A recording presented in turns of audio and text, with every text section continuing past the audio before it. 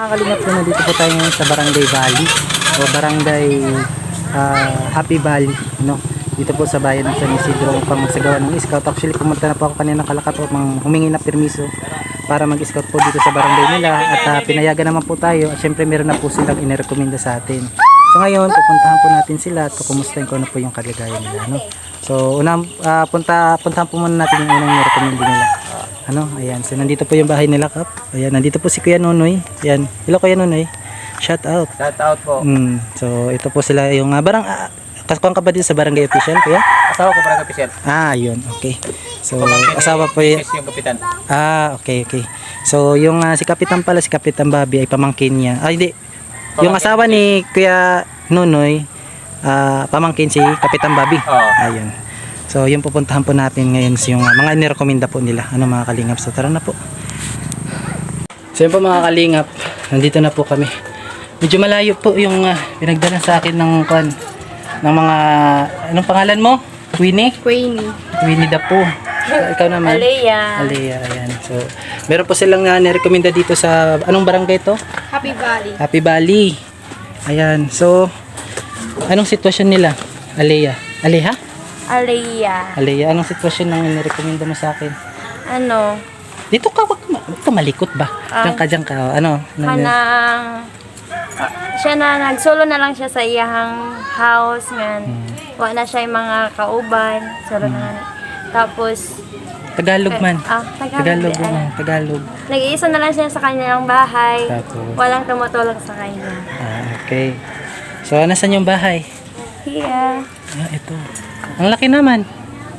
Hindi sa kanila to. Hindi sa kanila. Ganun ba? Ayan. Hello Kuya, magandang hapon. Charity vlogger po. So sige. Nasan siya? Dito po. Nandito. Ito ang kanilang pintuan. Ay. Nandito po mga kalinga po. Ito. Si tatay. Nakahiga lang. Nagpapahinga siya. Sige.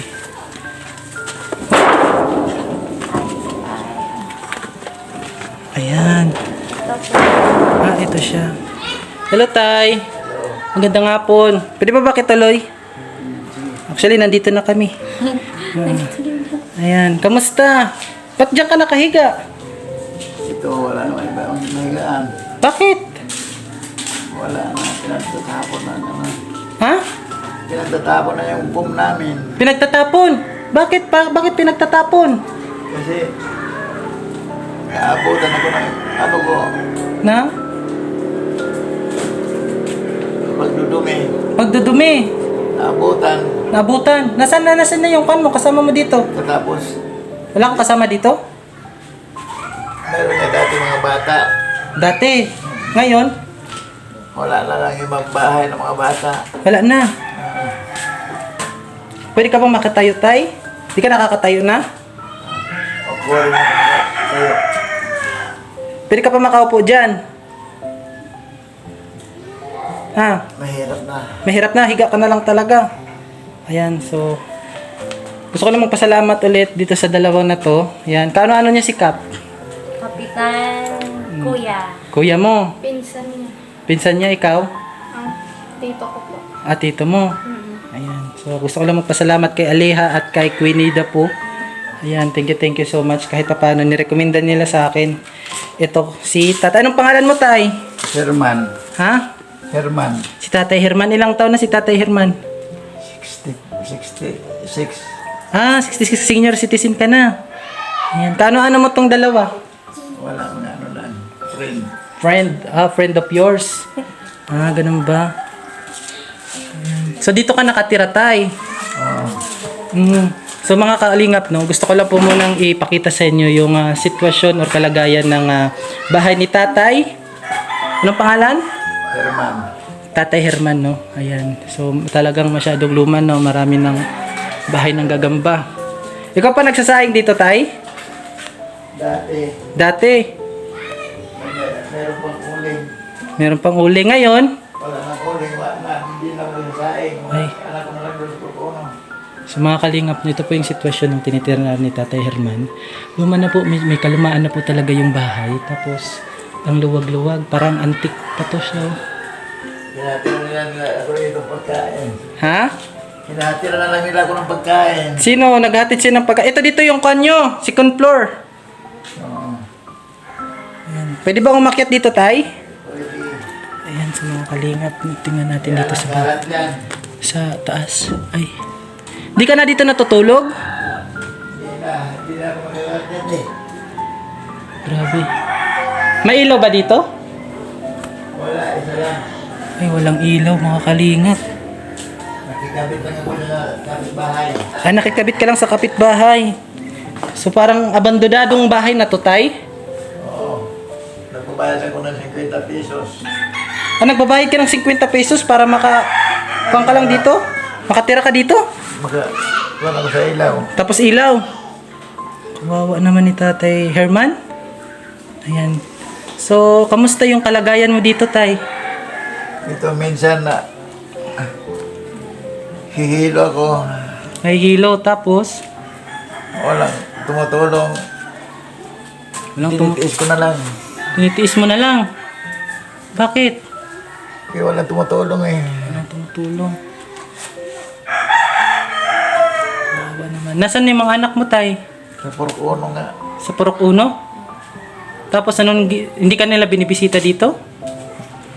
Hinatira nga lang nila ako ng pagkain. Bakit hindi ka nila inalagaan? Ha? Kahapon dito yun din. Naghugas ka dito ng ano eh. Naglilinis lang po. Naglilinis ng?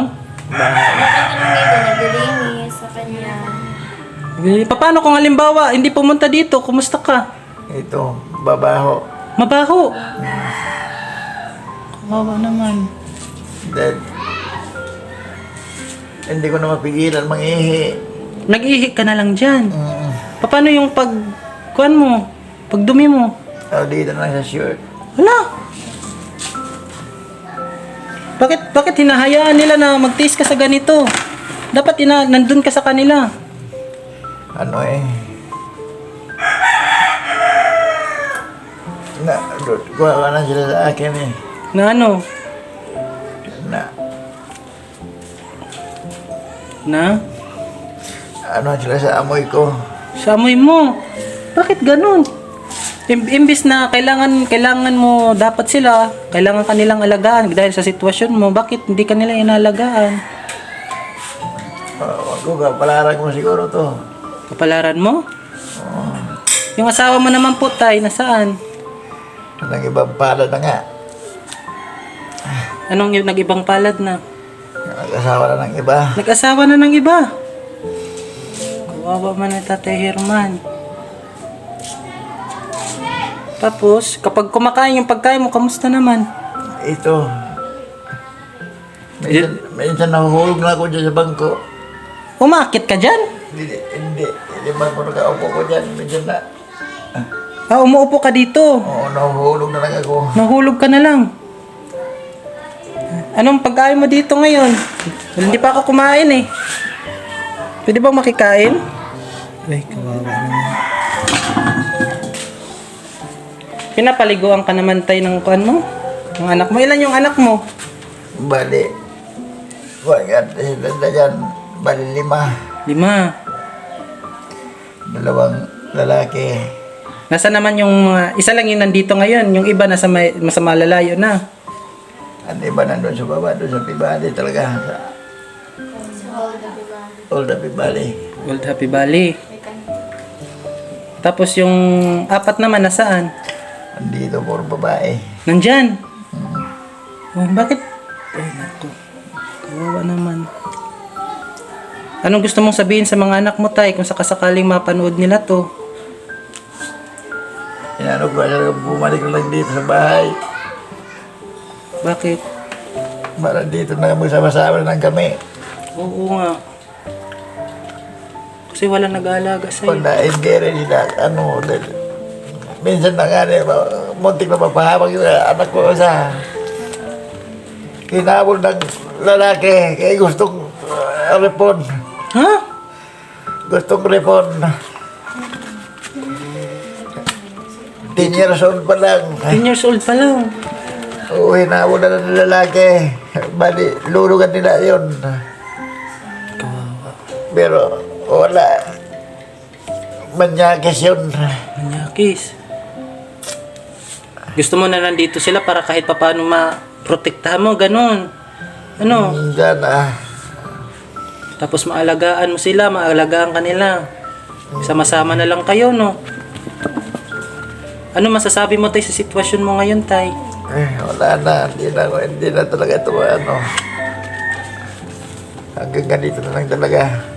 Hanggang ganyan na talaga sitwasyon mo. 4 na taon na to. 4 years ka na ganito. Ayan. So, sa mga anak po ni Kuya Tatay Herman, kung napapanood niyo po ito, no? Ang konting kahilingan lang po niya is talagang magsama-sama na lang po kayo. Kaya para kahit papaano, no, maalagaan niyo siya. At syempre, maalagaan rin niya kayo, maprotektahan. Ano, tay? Ang asawa ko rin noon. Oh, ano? Pagpapamasad ako, wala. Tadyakan lang ako. Tatadyakan ka lang. Pag namimig, namamanid itong ano ko, pag masad-masad lang, wala. Sipa-sipaan lang ako. Kawawa naman. Kawawa ni Tatay Herman sa kanyang kalagayan, mga kalingap, no? Ayan. Ano ba yung dating trabaho mo, tay? Ha? Anong dating trabaho mo? Driver. Driver ng Dati sa tracking, Manila. Manila? Kang Arisa. Sergeant Arisa. Baka may rason, tay, kung bakit iniwan ka ng mga anak mo. Baka dati mahigpit ka sa kanila. Kasi Kaya naman, stricto ka. Pag inutusan ko, sasagutin ako ng hindi tama ba? Kaya magagalit din ako. Oo, sa bagay. Parang ganun yung nangyari. Yung isang lalaki ko ngayon, inutusan ko pag-iim lang, isang kukan lang para inumin ko. Ang sagot sa akin ginawa ka nga ng paa at saka kamay para kumilos. Ulo ka. Maano ka ba niyan? Ano naman yung napipil mo, tay?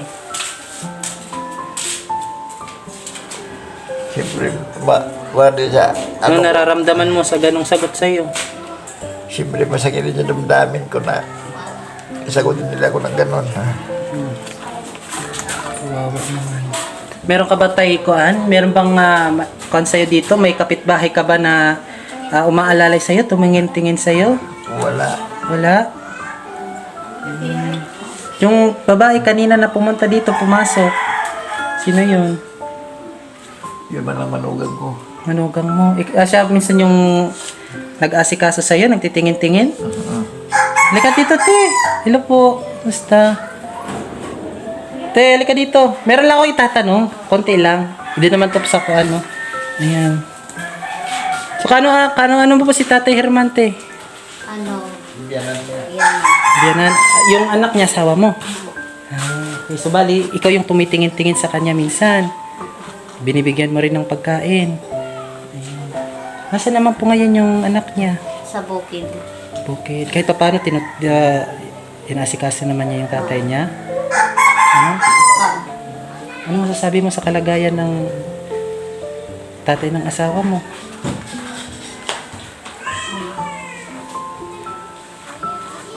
Kawawa, ano? So mga kalingap, no? Gusto ko lang po sa inyong sabihin na grabe yung kalagayan ni Tatay Herman, no? Tingnan nyo. Nasa ilalim po siya ng parang balkonahe, oh. Nandiyan po siya. Diyan ka lang maghapon? Maghapon, magdamag. Diyan ka lang, nakahiga.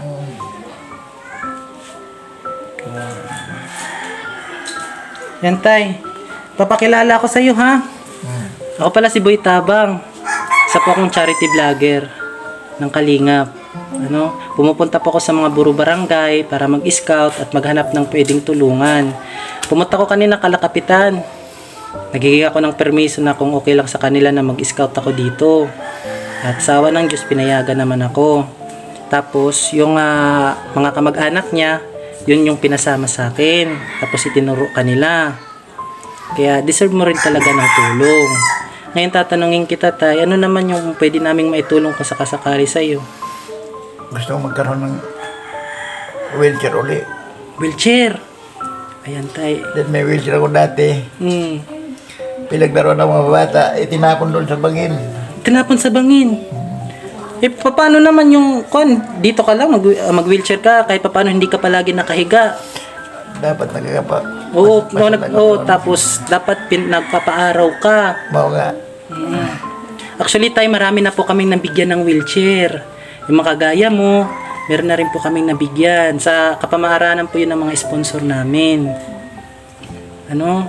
Ayan. Kung gusto mo, bibigyan kita ng pagkakataon na humingi sa kanila ng tulong. Kasi kung sa amin lang, kung personal ko lang na tulong na bigyan kita ng wheelchair, ay hindi ko kaya. Yung trabaho ko lang talaga is tagapaghatid sa kanila ng sitwasyon ng mga kababayan nilang Pilipino dito sa Pilipinas. Yun lang yung trabaho ko. Pero kung yung pagtulong, kung usapang tulong, sila yung may kapangyarihan. Ayan, so humingi ka ng tulong sa kanila, tay. Sige. Kaya nga gusto ko humingi ng tulong siya. Wheelchair lang.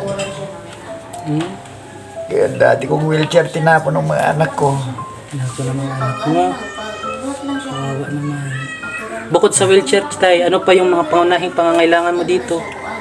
Tulad nung Pagkain, pagkain, kape, asukar. Kawawa naman ni tatay. Hayaan mo, tay, no?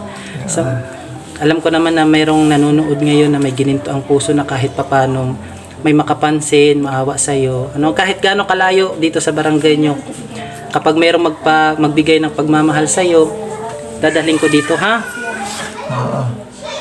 Ganyan ka lang talaga? Ganyan yung pisto mo palagi? Yung kamay mo, nagagalaw mo pa ba? Hindi ko lang. Yung iyan? Ito, mahirap na ito galawin. Hirap na magalaw? Kasi yung dalawa kong paa.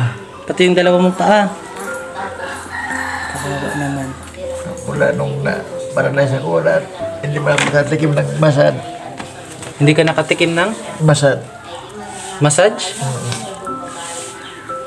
Therapy ba? Yun nga lang, papatirapi ko sa asawa ko. Wala, sinisipa-sipaan lang ako. Kawawa naman ni Tatay Herman. Humingi ka sa kanila ng tulong, tay. Pumunta ako doon sa kapatid ko, San Roman. Wala rin. Yan lang yung pamaypay mo, tay. Karton ng katol. Hindi ba malamok dito? Malamok nga. Grabe ang lamok dito. Kapag gabi dito ka natutulog, tay. Oo, ako lang.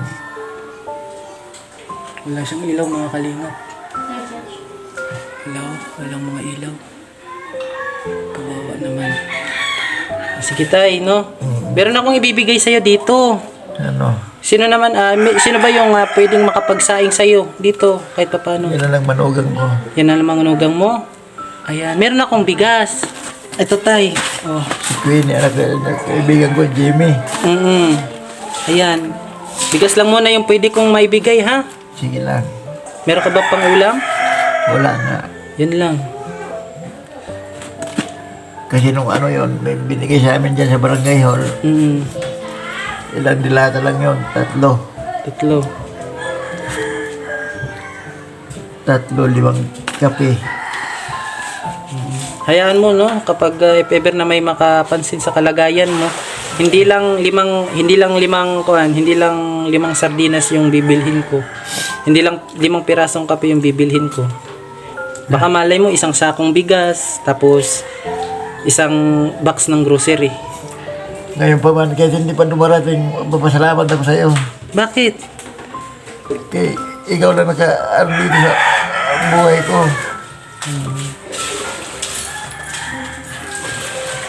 Ikaw na kalagayan ko dito ngayon. Kasi actually, malapit po ako sa mga kagaya nyo, yung mga, actually yung papa ko nga ganyan, si papa ko si 24 na, talagang inaalagaan ko yun ito yung mama ko. Kasi ayoko talaga mawala sila, sa totoo lang, lalong-lalo na yung mga napipicture ko yung mga kalagayan mo, talaga mahirap. Pero yung ibang mga anak ko, gusto pa nila mawala ako. Sige lang, tay, no? May awa ang Diyos, tay. May makakapansin sa'yo na pwede kang tulungan. Ha? Sa ngayon, bigas lang muna yung ibibigay ko sa'yo, ha? Oo, sige, salamat. Yung problema, nandyan naman yung anak mo siguro, hindi naman niya siguro matitiis na kanin lang ibibigay sa'yo. Ano? Oo. Kahit kwan lang dyan, kahit konting ulam lang, importante magkaroon lang ng laman yung tiyan mo, ha? Oo, me. Kunin mo niyo to. So si ate po, siya si Ate May. Oo. Ayan, so si Ate May daw mga kalingap yung magsasaing para kay Tatay Herman kasi hindi na po kaya nito. Yung na-paralyze ka tay, yung may kapauling dyan, nagsasaing ka. Oo. Kahit ganyan na sitwasyon mo. Ganito lang ako. Nagkakapagsaing pa ako at Paano yung, hindi ka naman nakakalakad na eh. iniigiban na lang ako. Oh, may tubig naman dyan, ano? Sige tay, di na ako magtatagal, no? Galing pala yan kay Ate Bit Jones. Si Ate Bit Jones ay taga Katarman siya, pero ngayon nasa US. Siya yung isang sponsor namin na nagbibili ng bigas ng mga ganyan para ibigay sa mga kagaya mo. Anong gusto mong sabihin kay Ate Bit Jones na binigyan ka ng bigas? Malaking salamat na rin mo sa kanya. Ano? Sige tay, di na ako magtatagal, ha? Oo. Hayaan mo kapag mayroong makapansin, may magpaabot ng pagmamahal sa iyo. Mayo. Babalik ako, ha? Ayan. Ito, Ate May, ikaw lang muna daw magsaing. Bigyan natin kay Ate May yung bigas. Ayan. Salamat po. Dirisa ni pa sa ano. Ha? Diyan yung lagayan niya. Meron pa, bakit dyan mo nilagay? Meron pa kayong bigas? Hinaapang na may bugas. Ah, Bigas pa kami. okay. Sige tay, hindi na ako magtatagal, ha? Babalik na lang ako, huwag ka mag-alala, ha?